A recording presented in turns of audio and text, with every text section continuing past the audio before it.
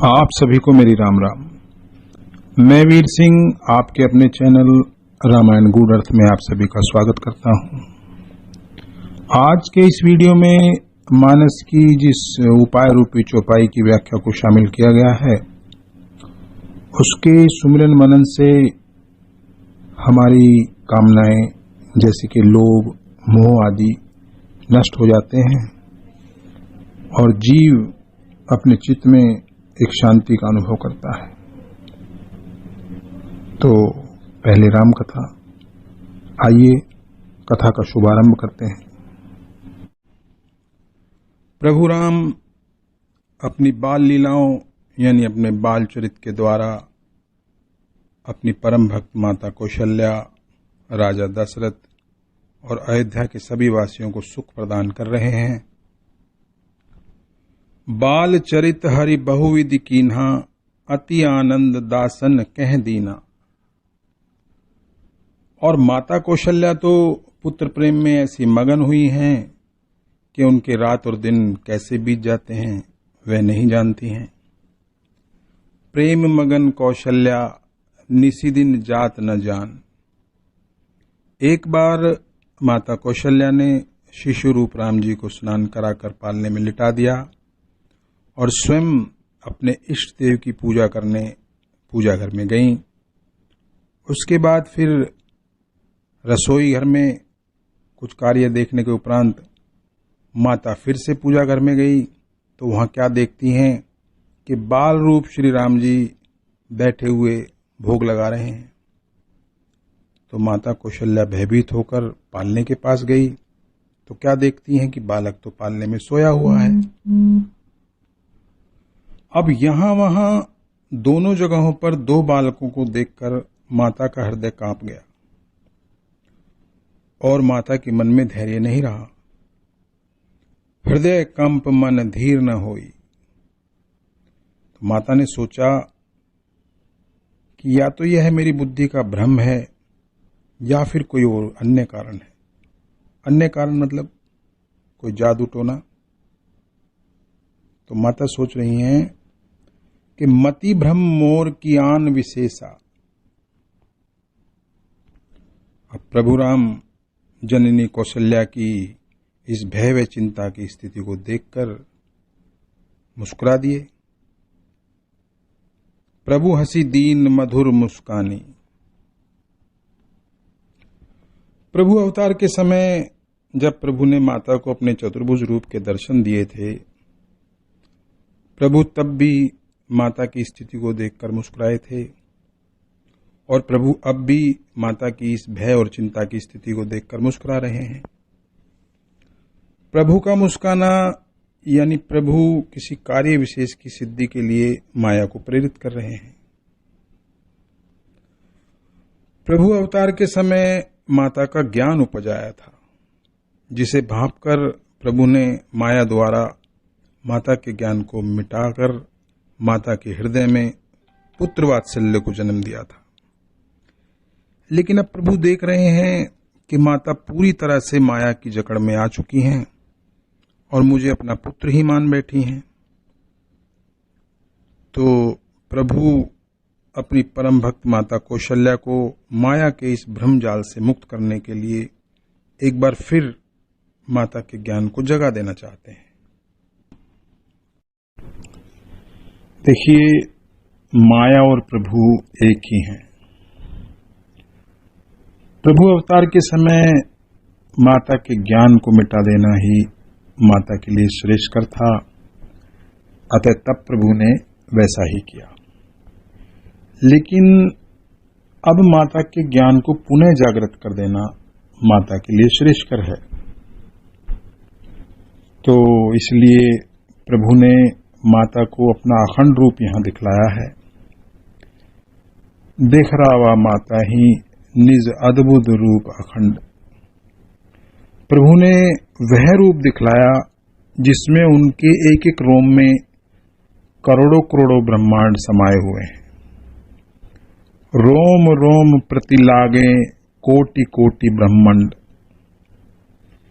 क्योंकि प्रभु के अवतार के समय माता को जब चतुर्भुज रूप के दर्शन हुए थे तब माता ने प्रभु की स्तुति करते हुए कहा था कि ब्रह्मांड निकाया निर्मित माया, रोम रोम प्रतिवेद कहे। तो प्रभु ने ठीक वैसा ही रूप यहां पर माता को दिखलाया है। वैसे तो प्रभु का रूप विश्व रूप अनंत है, अपार है। उसे पूरा दिखाना या पूरा देखना दोनों ही असंभव है। इसलिए प्रभु ने जब भी, जहां भी और जिसे भी ये अपना रूप दिखलाया है, वह प्रसंग के अनुकूल कुछ अंश ही दिखलाया है। क्योंकि प्रभु तो सुख का एक सागर है और यह सागर अनंत और अगाध है। तो प्रभु के जो ये विराट रूप के दर्शन माता को हुए हैं, ये सागर की एक बूंद के दर्शन के समान हैं। जिस प्रकार सागर की जल की बूंदों की गणना करना असंभव है, ठीक उसी प्रकार प्रभु के विराट रूपों का अनुमान लगाना भी असंभव है। प्रभु ने काकभुसुंडी जी को अपने उदर में अनंत ब्रह्मांडों में भटकाया था, जिसे काकभुसुंडी जी कुछ इस प्रकार बयान कर रहे हैं। राम उदर देखे हूं जग नाना, देखत बनई न जाई बखाना। श्री गोपाल कृष्ण ने माता यशोदा को अपने मुख में विश्व रूप के दर्शन कराए थे और अर्जुन को प्रभु ने अपने शरीर पर ही अति भयानक अद्भुत विश्व रूप को दिखाया था।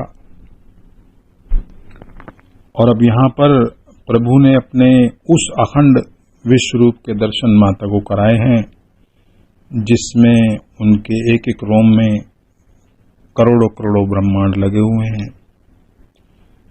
तो इस प्रकार प्रभु ने माता को अपना अखंड रूप दिखाकर उन्हें माया के प्रभाव से मुक्त किया है और विश्व रूप के दर्शन करके माता ने आंखें मूंद कर प्रभु के चरणों में फिर से सिर नवाया है। नैन मूंद चरणन ही सिरुनावा। और माता बोली हैं कि अब जनि कभू व्यापे प्रभु मोहि माया तोरी। यानी प्रभु, यह जो आपकी माया है, ये अब कभी भी मुझे नहीं व्यापे। तो प्रभु ने माता की विनती सुनकर अपने मन में ही तथास्तु कहा है। बाल रूप श्री राम जी अपने भक्तों के हित के लिए अनेक प्रकार के बाल चरित कर रहे हैं।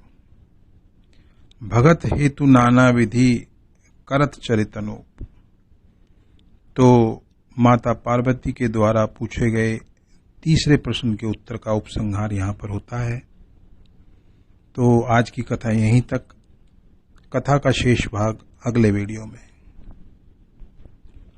अब व्याख्या मानस की उस चौपाई की जिसके सुमिरन मनन से आज के इस आधुनिक जीव की कामनाएं नष्ट हो जाती हैं और जीव अपने चित्त में एक शांति का अनुभव करता है।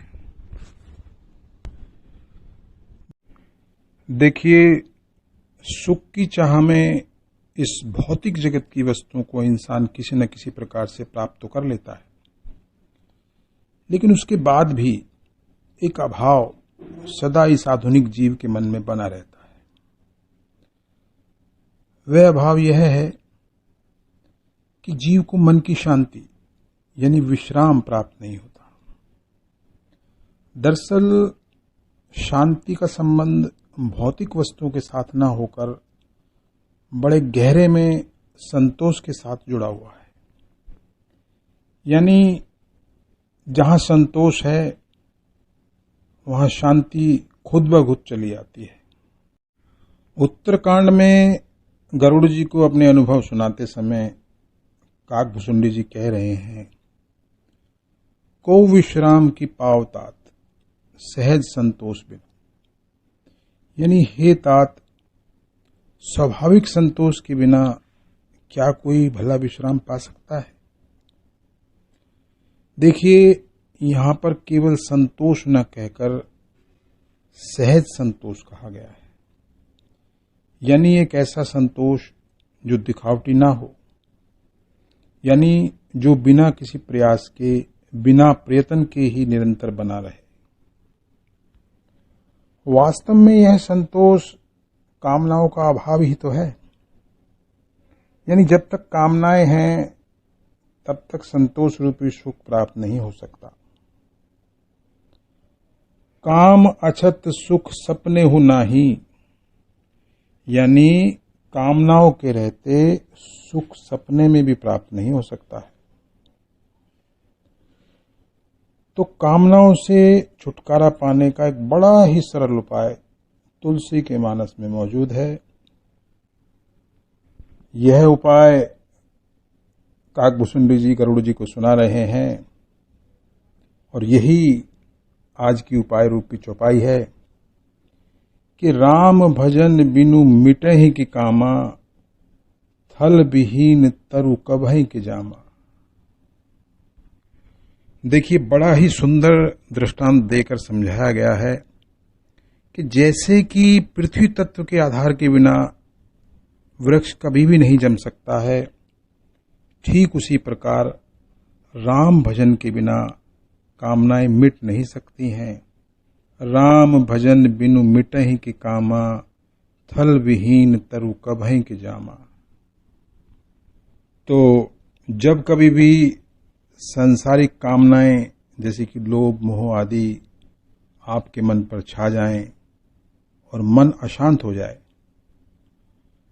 तो इस चौपाई के भावार्थ का सुमिरन मनन करें और अपने मन को राम भजन में लगाएं, तो शांति अवश्य ही प्राप्त होगी। तो आज का वीडियो यहीं तक।